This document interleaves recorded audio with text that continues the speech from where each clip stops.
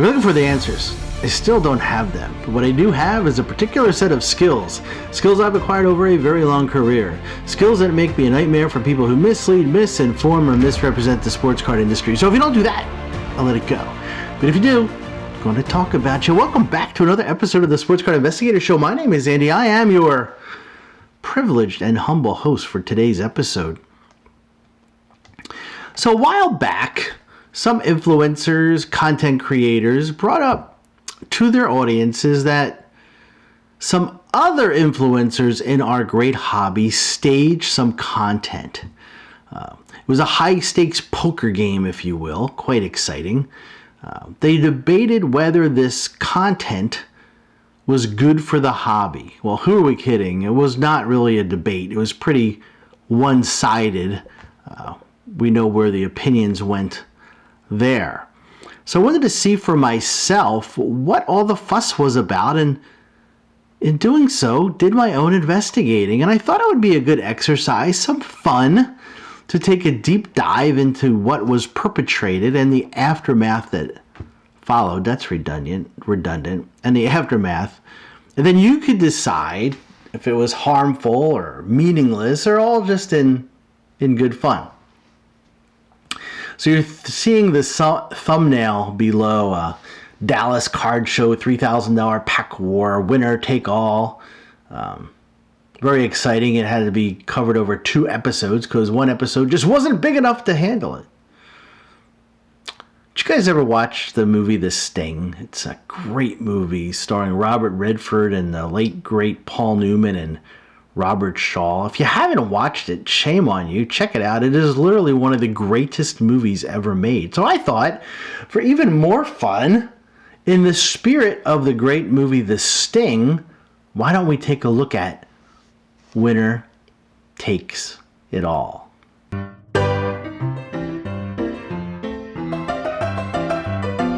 are going to be playing a special Texas Hold'em game that we just invented. This is how it works. I'm gonna have a $1,000 slab. We're gonna get 3 other contestants. We're gonna put a $1,000 slab down instead of cash, okay? We're gonna buy a Prism hobby box. Everybody's gonna take 3 packs. Each player can put their best card out on the table. Whoever's got the most expensive card is gonna get all 4 $1,000 slabs. I'm interested to see how this plays out, so I'll see what happens. Oh boy, okay. I'm in. You're in? Just like that? Yeah, let's do it. Okay, let's do it. All right, so there you guys have it. We have our 4 players. Mojo, who some of you might remember from my previous video, Prism God, Dan, the great curator, and of course, the mastermind behind this poker slab, crazy, expensive game, Daps. Let's continue.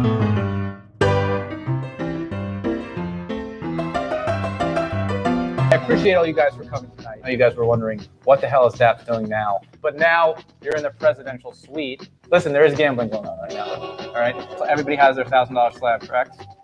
Yes. You're not ready for this. All right, Mojo wants to go first. Let Mojo. What is it? So I just moved to LA. This is very fitting. And last time I showed this a trade night, I was offered $25. But it's worth more than Justin Bieber. Autograph. Wow. It's only $1,000? No, it's more. I want to buy it. You can't. You don't. Well, if you just win, you just win it. You don't need to buy it. Oh, sorry. God. Come on, man. But if I lose, I'm going to buy it. A orange shirt with an autograph. It's nice. It's nice. I could do something with that. I know people who want that. Wow. Those are fighting words, Mojo. I really like his denim jacket with the hood on it. I feel like that was my look circa, 2011. So me and Beebs, obviously, we're on the same vibe. There's a sticker auto. Can I crack it and touch the jacket? You could grade the autograph a 10. Honestly, I'd submit it to PSA. This is I'm not so joking. nice. I would actually want to crack it. I 9-10. enjoy winning this one. That's not funny. Give it back. Prism God, maybe you should go next. What card do you have to put into the pile? All right, I'm glad you said that. Did you bring Jay-Z? He's not from LA, but I did bring somebody else who played for LA, so I decided to bring in I just got this freshly back from Beckett, the BGS 10 Pop 1 Stadium Club Preview Refractor Kobe Bryant BGS 10. I was kind of hoping it was a black label, which would make it even more extraordinary, but Pop 1, it's really cool. So I know you like I'm a cards. big Kobe guy. I want that card. This card's actually really sick. Okay, so far we got a Bieber Pop Culture 8.5. Really, really unique card. Followed by Prism God coming in with the Kobe 99 2000 Refractor Stadium Club. And also, this is a Pop 1. Very, very unique card. Very cool. I'll throw down. Mine was, I think, a little bit over $1,000 too. But again, you know, wanted to make sure we had cool cards in the mix. Gem 10, checkerboard, Justin Fields. The last PSA 9 did $600. So this is a good-looking card, clean. Fields is, in my opinion, severely disrespected right now in both the NFL and the card market. Here's the big news. Huge news today. They just got DJ Moore there. Everybody heard about this?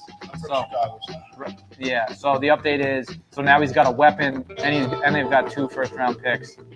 I like the Bears. I like Fields. I'm invested in him, but you can't even find a PSA 10 sale this in the last 90 days. So pretty unique card. So now we got Bieber, Kobe, and Justin Fields, and we have the curator.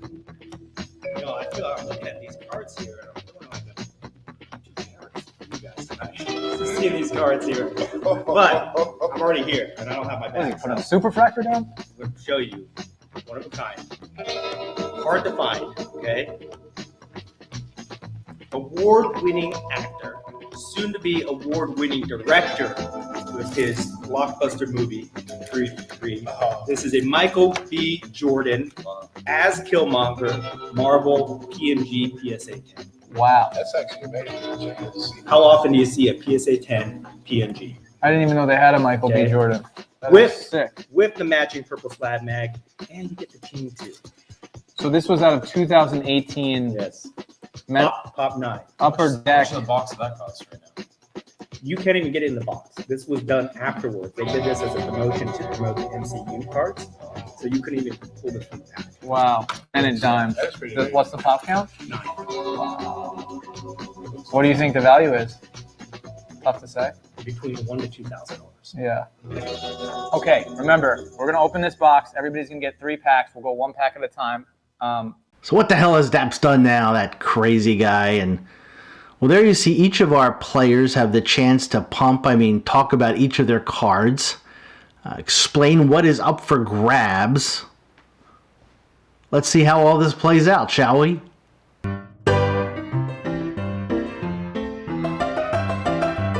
This man right here. I didn't think I had a chance, by the way, with this Prism Break Herbert out of 99. It is his second year, but it's a cool print. Okay, so sorry, this is gonna be rough on you. This card is up for sale at not auction for $38 and no one's bought it. Prism Break Herbert out of 99. Filter sold last 3, 67, 120, and 90. If you add those up, I win. Sorry guys, it's been a pleasure. It's been a real pleasure. I'm gonna leave this right here. Once again, this Guys, is outrageous. I put this together. I gotta go. I'll see you later. I'm the winner. I got all 4. Prism God, I'll see you in Atlanta at Culture Collision 2020, 2024. I'll see you, Mojo in California. Great curator. All right, lock him out. Lock him out. We got the case. That was the most disgusting Prism Hobby box. I cannot believe I just won that with a Prism Break Herbert out of 99, second year. Really cool print, but I cannot believe that card was even doing that much. Herbert's just a huge name. T-Law base. I don't know if Mojo didn't have a better card than that. I thought that the silver auto Derek Carr would have been $100, but it wasn't. I won. I got $4,000 out of this. I got the pristine Kobe. This is $1,500. I got the Justin Bieber, at least $1,000, $2,500. I kept my card, which is at least $1,500. I mean, what are we at now? $4,000 plus. I got the Precious Metal Gem Black Panther. I mean, come on, man. This is sick. Michael B. Jordan. This is mine now. All right, chain gang. I got another chain now. That's it. That's it. I'm out of here. So there you have it. Daps is the big winner. He got all the cards. Quite the haul. Tough losses for the other gentlemen involved, but their losses are entertainment. So all good, right? Not so fast. Let's just say there is more to the story than Daps walking away with those cards, including a brand new, beautiful necklace.